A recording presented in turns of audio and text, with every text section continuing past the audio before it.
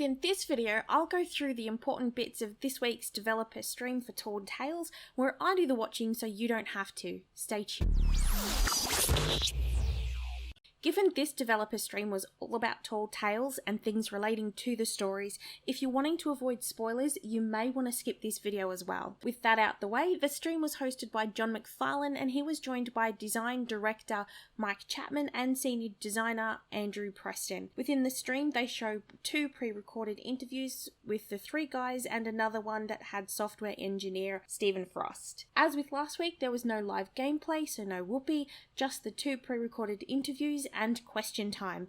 In no particular order, here's what was mentioned. Tall Tales will appear on adventure mode within Sea of Thieves. It's something that you can do alongside other missions from the existing trading companies, however, it has no defined reputation of its own. While the story itself is the same each time you play it, the journey you take to get there changes, as can the reward.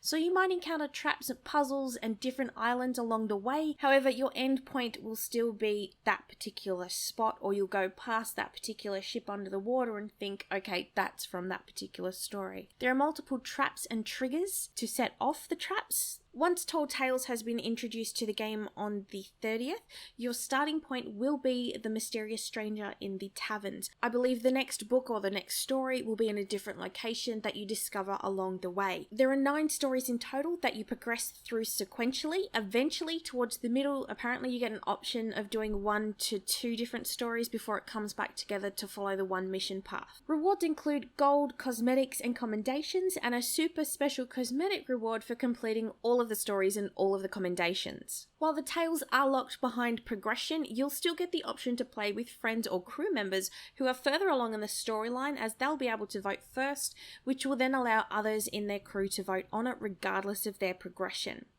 Constellations will be a part of the stories. As you probably know, the world is surrounded by the Devil's Shroud, preventing you from sailing out into the open waters beyond it. As you're completing your first voyage, it will give you the Shroud Breaker relic that'll allow you to pass through the shroud and locate the shores of Gold, a new island that has been introduced for the Tall Tales. We'll interact with characters within the world and have cutscenes, however, we'll still be able to control our characters during the cutscenes. It appears it'll be more like the NPCs talking and moving, looking at you if you're close by, otherwise you can just move on. New items include the previously mentioned relics, as well as some chests that can be opened by the player and store up to 3 items inside them. There are also some new cosmetics to go along with the stories. The chests themselves can't be turned in, however they can store up to 3 items and protect them inside, allowing you to carry up to 3 items at a time. The chests can carry a range of items including cannonballs, however they didn't mention how many they can hold. They also said that it can hold skulls and trinkets, and there are a couple of different looks to the chests depending on which story you're on. They can also be found out in the world. Each story comes with a new journal that has its own look and feel as well. Once you complete the journey, you don't get to keep the journal to read it. To do this, you'll have to replay the story itself. In order to save your progress and move on to the next story, you'll have to complete the current story up until completion. There's no progression saves along the way. If you lose the relic because your ship sinks or it gets stolen, you should be able to get another one from the mysterious stranger. Failing that, you have to redo the mission itself. Tall Tales is not a limited time event, so there's no hurry to complete it. You can take your time and savor every moment. You're not given your own instance. Other pirates can interfere with your story, however they're probably there for the same reason you are, so they don't expect it to be an issue.